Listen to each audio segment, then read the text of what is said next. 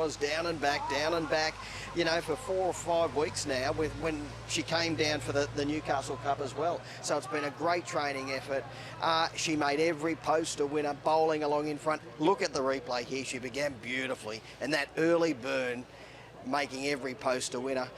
Mid-race, when Max Capacity was charging through here, I thought, oh, hang on, he's within striking range. He looked to be, he just got a little bit of a bump there, and I thought he was going to loom as a big threat, but after that bump, he dropped out. And then late night news, Liz, you could see him poking through just out of screen at the moment to go out after the leader, but she was just slipping along beautifully. He got held up a fraction, but all honours with her. She's put the time on the board. A brilliant front-running exhibition. Absolutely. I thought she might have started to slow down, and as you say, late night news was really starting to get into his work, but she hasn't slowed down this week, and as you say, terrific training performance by Tom.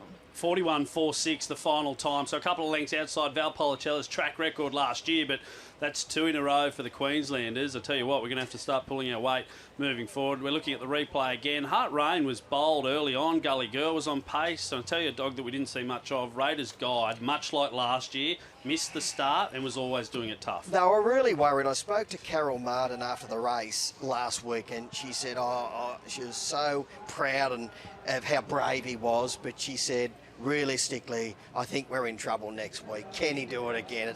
He's got to go back home, come back up here after a really hard run, and we all know it's been well documented. He couldn't get a run in Tassie, so yeah, he was never ever a factor. No, 5 or 6 wide, pretty much the entire journey. And here's some pictures of Tom Tzouvelis riding it home.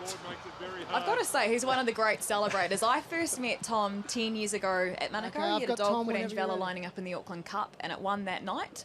And later on, it was celebrations drinking out of a cup in a restaurant. He did tell me earlier on that if he wins, we will be drinking out of that cup right there, so I'm looking forward to that.